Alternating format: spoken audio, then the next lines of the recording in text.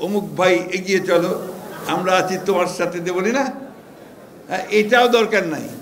আমাদের ভাই একজনই তারেক রহমান। শেয়ার করে বলে দিতে চাই, যদি আবার কেউ সেই 1-11 কথা চিন্তা করেন, কখনোই জনগণ তা মেনে নেবে না। গতকালই একটা খবর বেরিয়েছে, নিশ্চয়ই আপনারা দেখেছেন, যে স্থানীয় সরকার উপদেষ্টা যিনি আছেন তিনি বলেছেন, ফ্যাসিস্টদের লোকেরা যদি কেউ মাপ চেয়ে নির্বাচনে অংশ নিতে চায় তাহলে তারা অংশ নিতে পারবে। এটা কি আপনারা মেনে নেবেন? তোমরা এটা মানবে? এর থেকে এটাই প্রমাণিত হয়েছে যে তারা এখন তাদের নিজেদের স্বার্থে ওই ফ্যাসিস্টদেরকেও তারা জায়গা দিতে চায়। আমি কথাটা এই জন্যই তুললাম, যেটা অনেককেই দেখলাম, আমি আপনার ঠিক খেয়াল করেননি, এই কথাটা কালকে স্থানীয় সরকার উপদেষ্টা বলেছেন, হুইচ ইজ ডেঞ্জারাস। তার মানে কি আমরা এটা মনে করব যে তারা সরকারে থেকে তাদের দল গোছানোর জন্য তারা বিভিন্ন রকম কৌশল নিচ্ছেন? সেই কৌশল নিলে তো আমরা তা হতে দেব না, এই দেশের মানুষ তা হতে দেবে না। আমরা সেই যে খুব পরিষ্কার করেই বলছি, অবশ্যই নতুন যে কোনো রাজনৈতিক দলকে আমরা স্বাগত জানাবো। ছাত্র সংগঠন ইতিমধ্যে করেছেন, আমরা স্বাগত জানাচ্ছি। যখনই দল তৈরি করবেন স্বাগত জানাবো। তার অর্থ এই নয় যে আপনারা সরকারে বসে সরকারের সমস্ত সুযোগ সুবিধা নিয়ে আপনারা আপনাদের দল গঠন করবেন, সেটা কখনোই মেনে নেওয়া হবে না।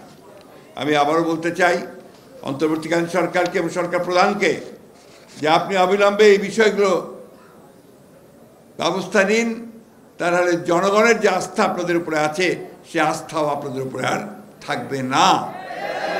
আমরা 1-11 ভুক্তভোগী। 1-11 যারা তৈরি করেছে তারা টিকতে পারেনি মানুষের কাছে।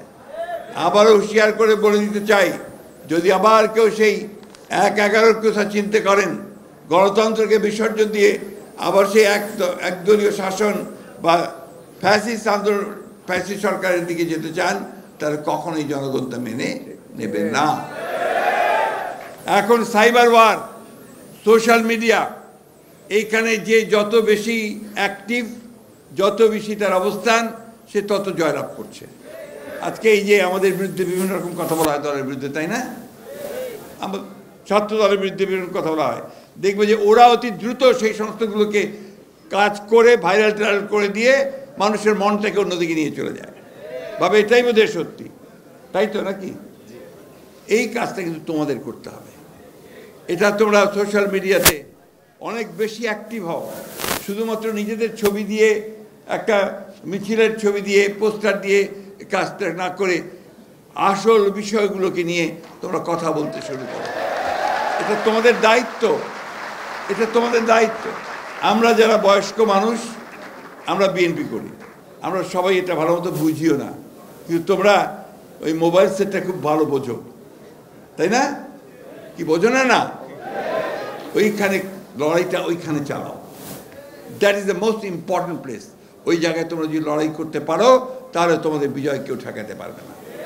তাই আমি অনুরোধ করব যে আজকে ছাত্রদল একটা নতুন একটা সুযোগ পেয়েছে নিজেকে নতুন করে তৈরি করবার।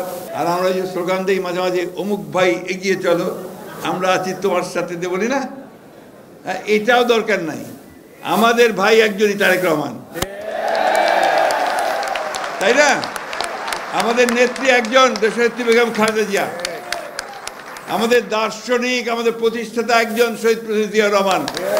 মাঝখানে আর কোনো ভাইটাই নাই, কিন্তু ডিসিপ্লিন আছে।